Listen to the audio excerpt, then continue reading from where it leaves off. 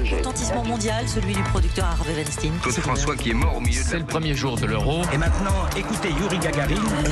Le 23 mars 2001, la première station spatiale russe, la station Mir, était volontairement détruite après avoir transporté des spationautes pendant 15 ans. Bonjour Laure d'Autriche. Bonjour Dimitri, bonjour à tous. Enfin plutôt des cosmonautes, en l'occurrence des cosmonautes russes. Alors Mir, c'est l'ancêtre de l'actuelle station spatiale internationale. Oui, c'est la Russie qui prend la décision de détruire la station Mir pour des raisons de sécurité et aussi financières. Elle ne veut pas mener deux projets de front puisque la station spatiale internationale venait d'être mise en service et fonctionne encore aujourd'hui. Le 23 mars 2001, donc, la station Mir, située à 350 km d'altitude, va plonger dans les couches denses de l'atmosphère. Explication sur Europe 1 avec Lionel Suchet, ingénieur au Centre national d'études spatiales. Pendant un peu plus de 20 minutes, le Progress va allumer ses moteurs, va freiner la station et va la précipiter dans les couches denses de l'atmosphère.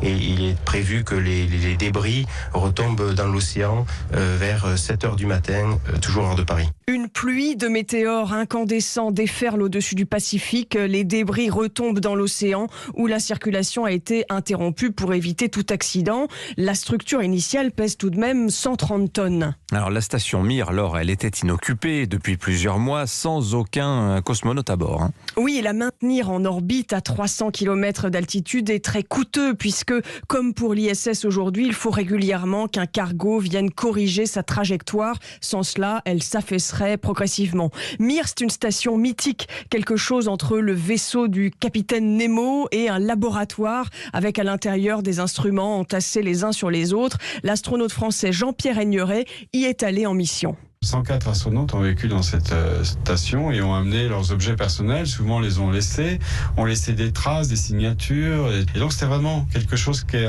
une habitation qui avait une âme, un peu comme une maison de famille qui était visitée par des amis. La station Mir a vécu 3 fois plus longtemps que prévu. Elle devait être utilisée pendant 5 ans et elle a fonctionné 15 ans. Alors la station a d'ailleurs plusieurs fois été réparée dans l'espace, en particulier en 1997, parce que à cette époque, les problèmes s'accumulent. Oui, des pièces ont été échangées, un ordinateur de secours, la station est vétuste, les panneaux solaires ne fonctionnent plus. Et en 1997, un vaisseau décolle pour réparer la station. On a toujours peur, confie alors l'astronaute français Jean-Jacques Favier, mais pas au moment de faire les réparations. On a peur avant la mission, on a peur à l'entraînement. On se fait peur parce que on vit des situations catastrophes volontairement. Et là, on se dit qu'effectivement, ça peut aller très loin et ça peut être très dangereux. Et en cas de gros problèmes, comme aujourd'hui sur l'ISS, il y a une procédure d'urgence qui permet aux astronautes à bord de partir au plus vite. Dans l'ISS, par exemple, les astronautes ont un petit vaisseau à disposition qui est accroché en permanence à la station.